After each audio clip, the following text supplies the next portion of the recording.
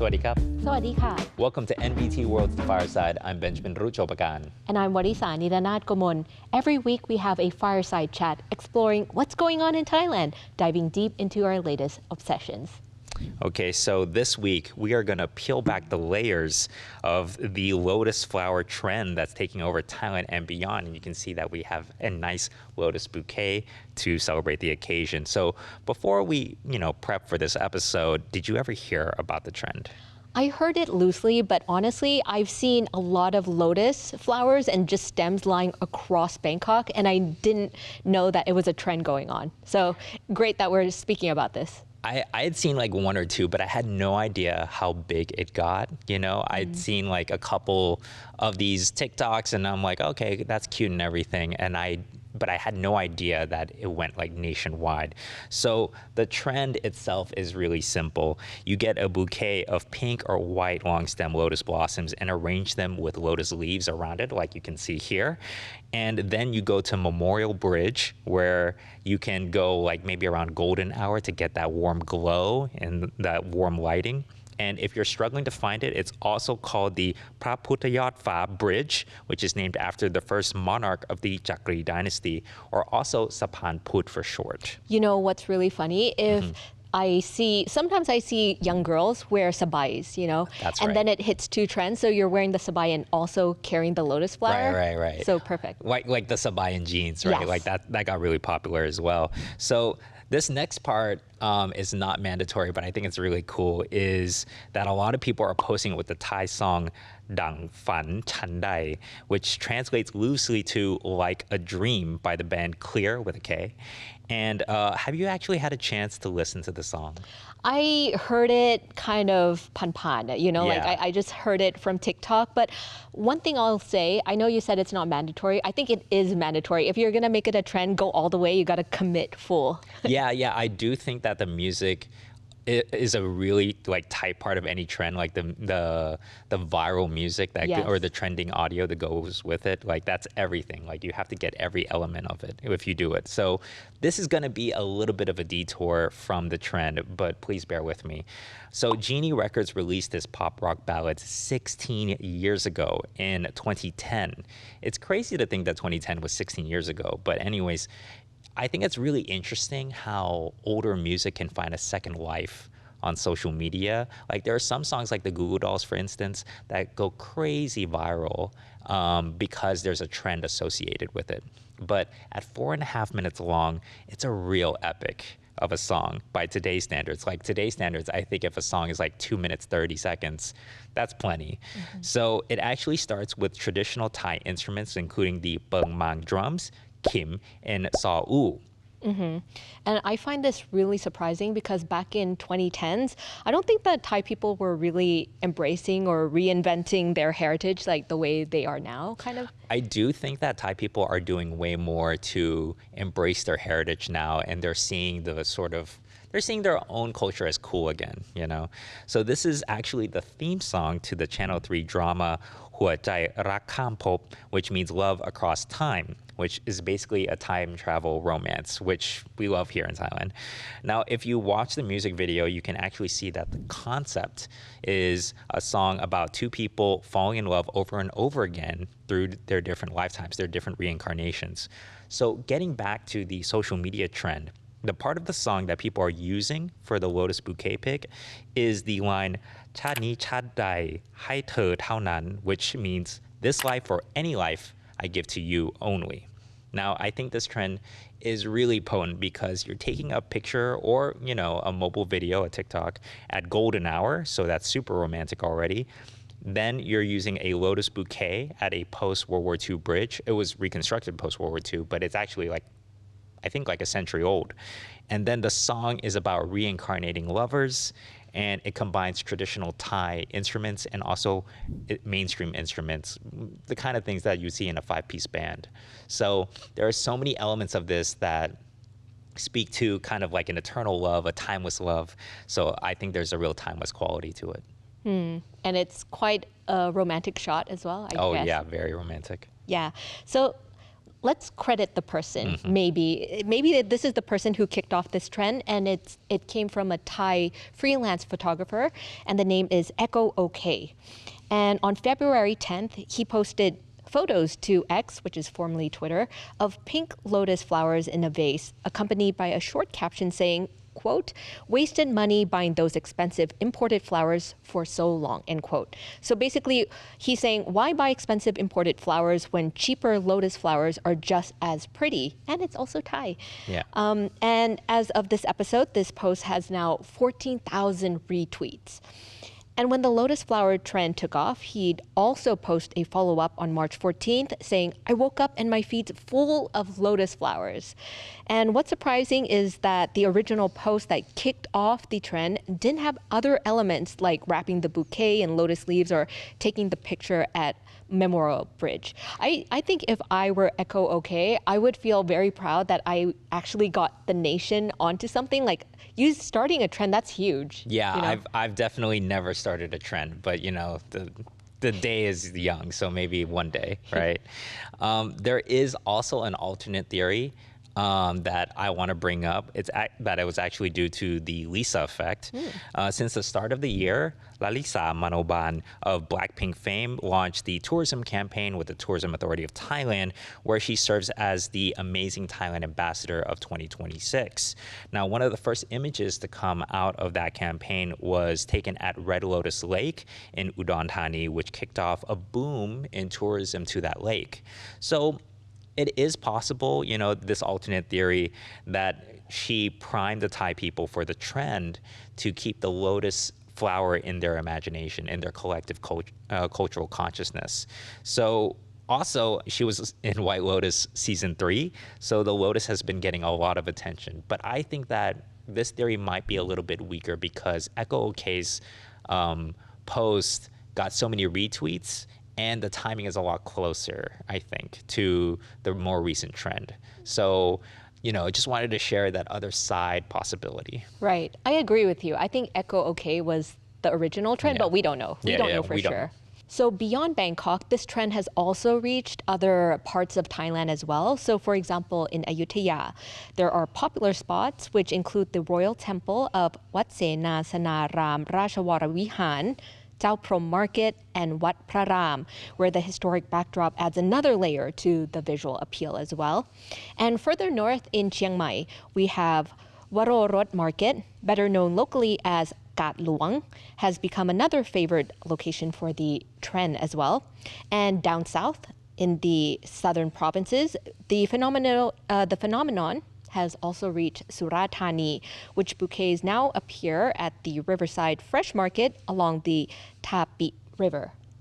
I love that it's spread throughout the country, and I do think that there are aspects of the trend that are worth exploring in more traditional or more rural areas, because I think that kind of lends itself to the music and sort of the theme of the post a little bit more. So not just across Thailand, but it spread as far away as Vietnam. So there's at least one cafe that has lotus fever, and they're doing that trend. They're doing the lotus bouquet trend. Though to be totally fair to our Vietnamese audience, it was already pretty common to take a picture with a traditional Vietnamese dress, the ao dai, and hold a few stems of lotus flowers. But even Vietnamese content creators are using the Thai song that goes with it. And there's even lotus flower shoes that are piggybacking off of the trending audio. So would you wear something like this, these lotus flower shoes? You know what? I'm down to try everything once in my lifetime. So yes, that is a definite yes. You got to wear the lotus flower shoes and with the sabai, with the lotus bouquet, and at Memorial Bridge, and just get all of it. And trending music as well. Can't forget that one. So you may be asking, where are these content creators buying their lotus bouquets, right? Well, the Memorial Bridge is only a few hundred meters away from Pak Khlong Talat flower market. Now, Pak Khlong Talat operates 24 hours a day and never sleeps, 7 days a week. Even on holidays, I remember going there during New Year's. Everything was closed, but not Pak Khlong Talat. The most active period begins in its pre-dawn hours. This is when fresh deliveries arrive from provinces surrounding Bangkok, traditionally by boat along the Chao Phraya River and now primarily by truck. So if you're coming by Chao Phraya River, I think the closest pier is Rashini Pier, in case anybody is interested. Now, florists from across the city often arrive early to secure the freshest stock before opening their shops. It's very common, actually, to see employees from major Bangkok hotels purchasing daily supplies of fresh flowers, fruits, vegetables for arrangements, and for the restaurants and guest services. Now, while the market still sells produce, flowers still remain its defining identity there at Pak Khlong Talat. Visitors can find various kinds of flowers like the orchids, roses, carnations, marigolds, lilies, chrysanthemums, jasmine, and of course the lotus flower. Yeah, I love that we have a flower market. It's just something so romantic about it. Also, it sounds like it's a great Valentine's Day kind of date spot, right? Yes. So Pak Khlong Talat actually traces its origin all the way back to King Rama I, who established Bangkok as the capital in 1782 after moving it across the Chao Phraya River from Thonburi. Now, the site is believed to be among the oldest continuously operating marketplaces in Bangkok. And over the centuries, the market has evolved through several distinct phases. Now, it originally began as a floating market that served as a key commercial node along the city's waterways. So, not just flowers. Then later in the 19th century and into the early Ratanakosin era, it became known as primarily a fish market. I mean, how do we get from fish to flowers? Yeah. So by the 1950s, the city authorities gradually transitioned the area away from fish trading, allowing the vendors to specialize in flowers, fruits, and vegetables, which, is kind of what it looks like now. And this transformation eventually shaped Pak Khlong Talat into the flower market that we recognize today. I kind of like how they section off, like fresh produce be with fresh produce, and this is only going to be flowers. And it's nice when an area of town can kind of keep up with the times and adapt to, the current modern age. I think so too. And actually, the latest sort of disruptions happened in the last decade or so. So one major turning point was in 2016 when Bangkok authorities were reorganizing the street vending and the sidewalk encroachment in the area. And street vending is very sort of controversial in Bangkok because some people think of it as the whole reason that people come to Bangkok. People think of like, oh, the street food is the best.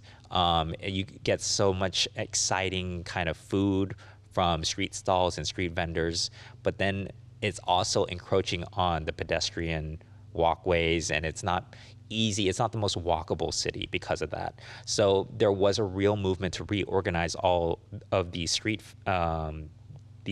stalls and these street hawkers. So it meant that the vendors who displayed the flowers and spilled out onto Jakapet Road had to move inside enclosed market spaces. And that's a really different vibe, in my opinion. The vibrant open air atmosphere that once defined the market really changed. So at the same time, the market was also facing competition from online sales channels, and flowers became easier to order through delivery networks and online wholesalers, making it possible for smaller shops to source flowers online. It's kind of like the impact of Grab delivery, so this is kind of the same thing with e-commerce. And people didn't have to physically visit the marketplace anymore, and these disruptions did force the merchants at Pak Khlong Talat to rethink their strategy. By sheer luck, the flower market became a viral sensation back in 2023 as well, because it was seen as an ideal date spot where couples could just grab a fresh bouquet of flowers on the spot, right, and take pictures at the Memorial Bridge. Now, this is according to an interview with Assistant Professor Supisha Towiwit, or Ajahn Nong, who lectures at the Faculty of Architecture, Silpakorn University, and served as the district's co-host for Bangkok's Design Week 2024. Now, Ajahn Nong explained that at first, many vendors were unsure whether the sudden influx of young visitors would bring any lasting economic impact. But the teenagers were spending relatively small amounts, often just 60 to 100 baht on a bouquet. So it was a small amount. However, shop owners soon realized that these smaller purchases really added up, and some vendors were reportedly able to generate over 50,000 baht. So that's quite a significant chunk in sales from small bouquet purchases alone. Now, this marked an important shift in how the market viewed Gen Z as an important consumer segment. It's so funny that they were not, they weren't sure if this was going to be a lasting trend or if this was a market worth catering to, because anybody who lives close to Hokan Ka or the University of the Thai Chamber of Commerce here knows that there's an entire local economy built up around the university and built up around younger consumers who are willing to flash cash, even if it's small amounts, who are more susceptible to sort of impulse buying, and they have a sort of, they're more content driven as well. They want to create content and they want to visit nice places and take pictures and promote and everything. So it's so funny that they weren't sure that this was a viable model going forward, because it seems so clear to me in hindsight though, right? Hindsight is 2020. So the most interesting adaptation, in my opinion, was the way that florists had changed their inventory to meet the preferences of younger buyers. Now, older customers, traditionally, they preferred flowers that aren't going to wilt right away. They have a long shelf life, and you're usually closed, and so they'll bloom at home. Now, Gen Z customers, on the other hand, they want flowers that are already in full bloom because they're going to take the pictures right away. They're going to take the pictures right at Saphan Phut. So they want ones that are already visually striking and ready. Now, these fuller blooms were often considered less desirable, though, because if it's a wholesaler and you want to, it's up the upstream in the supply chain, and the retail shops want flowers that are younger, going to last longer, then you don't want ones that are already, in full bloom. It's like getting bananas at the grocery store. Like, you want ones that are green and then will turn yellow over time so you can enjoy them over time. But for younger consumers, this is exactly what they want. They want beautiful, photogenic flowers that still last maybe a couple of days after the purchase. And so what was once considered older, undesirable stock eventually became the thing that was actually very desirable, especially in social media culture. Oh, that's cool. So maybe they might have had like blooming ones that in the past they would have just thrown it away, maybe, but now they can kind of repurpose it. If anything, these flowers are pretty expensive. Like, I was at Pak Khlong Talat not too long ago, and a small bouquet of 3 flowers would cost anywhere from 65 baht all the way to 175 baht. So they're making good margins. So I'm happy for them. I think so too. I think that, they said it themselves that they prefer flowers that are on the cheaper side and the purchases are smaller, but it's also less desirable stock. So they were going to lose that stock anyways. Yeah. The major shops weren't going to buy them anyways. So it's a win-win, right. To have demand for, to reduce waste. Exactly. So yeah, it's definitely something worth exploring in other areas. I wonder what other kinds of less desirable stock is actually not well positioned. That's a good food for thought for other people doing other kinds of businesses. Yeah. But let's come back to the Lotus trend. So another key lesson for Pak Khlong Talat has been the importance of the experience. Now, in the past, the market functioned primarily as a wholesale trading space. However, today it is increasingly becoming a destination where people come not just to shop, but also spend time, take photos, visit nearby cafes, and enjoy the atmosphere. So everybody in that area is also economically benefiting from this trend, cafes and all. So this shift has changed how merchants interact with customers now. Instead of focusing solely on bulk sales, many shops now offer single stem flowers, bouquet workshops, smaller, more affordable arrangements, and also more personalized services. So we can see that the current Memorial Bridge Lotus flower trend is actually part of a longer evolution of Pak Khlong Talat, stretching all the way back to the reign of King Rama I to today. So I think that's so inspiring, that older historical parts of Bangkok that, can sometimes feel like leftover districts, like they were left out of the economic sort of development of the country. They can find a second life. And I really like things that have heritage, because you don't have to keep on paving over our history in order to keep it economically viable. So one thing that I want to touch on is the symbolism of the lotus and how that's actually changed over time, or reinterpretations through the generations. So in the Thai consciousness and the psyche of Thai people, the lotus is considered the queen of aquatic plants, and it's featured very heavily in Buddhism, and that's the de facto national religion of Thailand. That is correct. And now, according to Buddhist scripture, lotus flowers bloom at the feet of the Buddha. And he compared people's understandings of Dhamma, or his teachings, to 4 stages of the lotus's growth. These are things that I think a lot of kids learn in school as well, if you take a Buddhist class. Now, the first stage is the lotus in the mud, which represents someone unable to understand Dhamma. The second stage, which is a little bit higher, a lotus still underwater, but represents someone who may understand, but with time. The third one is a lotus at the water's surface, which represents someone who can understand, but with some effort. And last but not least, a lotus in full bloom above the water represents someone who immediately understands it and reaches enlightenment. I love that allegory, and I think it's very sort of visually intuitive, the different stages of enlightenment. And in China, actually, the lotus came to represent longevity as well, because several parts of the plant are used in Chinese medicine. And actually, several parts of the plant are used in Chinese cooking, or rather Thai cooking. So there is also the case where lotus seeds that are 1,300 years old were successfully replanted. So I can see why they came to represent longevity. In nearby Vietnam, it's kind of considered the unofficial national flower. In the Vietnamese literature, it evokes images of feminine beauty and moral clarity, which, and it's also celebrated for its ability to stay untouched despite the muddy surroundings, because it does grow in kind of muddy ponds and like wetlands. So another place where the lotus has symbolism is in Hinduism, and therefore India.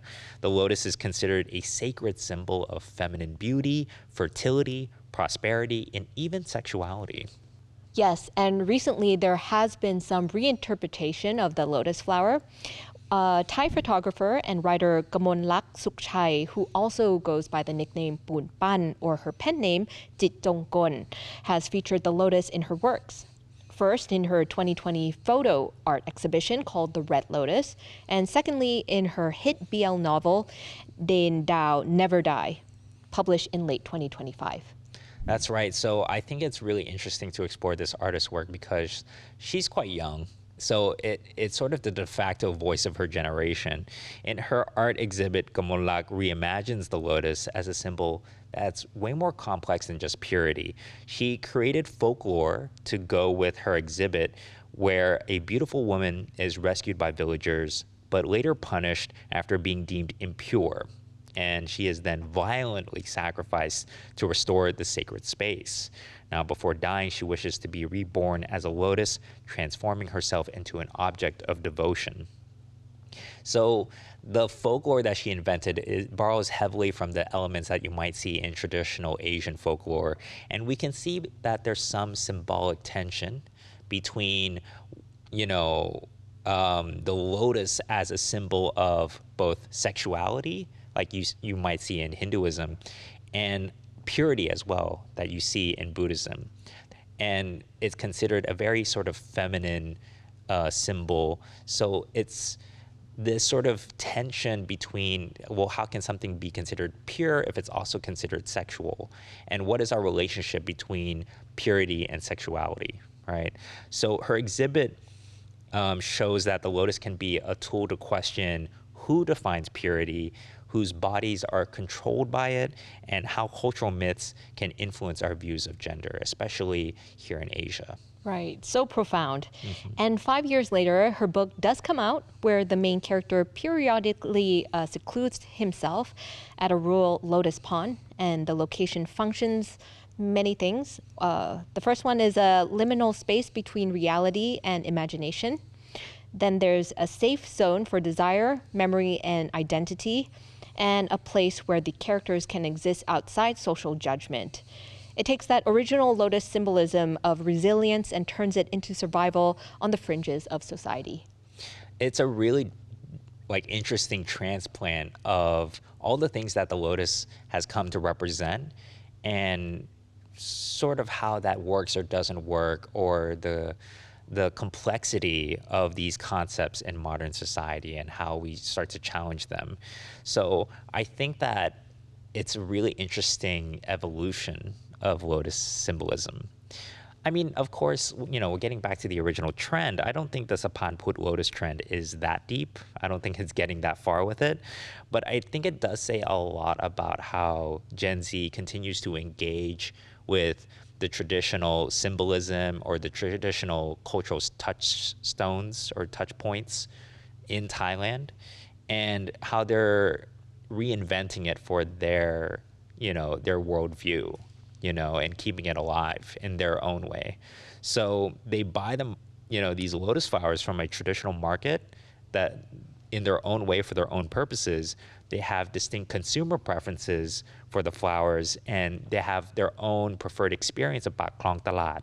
And they also explore traditional icons like the lotus in ways that resonate with their generation. Right. Have you been to Saphan Phut and do the whole trend yet? I have not. This is one trend that I feel a little bit shy to try, but I definitely want to take my girlfriend and see if she wants to do it. I think she'd really enjoy it. Yeah. Well, we're going to now turn it to our audience. Do you think this Lotus trend is played out, or does this episode make you want to go to Saphan Phut? Let us know in the comment section of NBT World's online channels. You can find us on YouTube, Instagram, Facebook, and Spotify. Thank you so much for watching, and we'll see you in the next episode. สวัสดีค่ะ Sawasdee krap.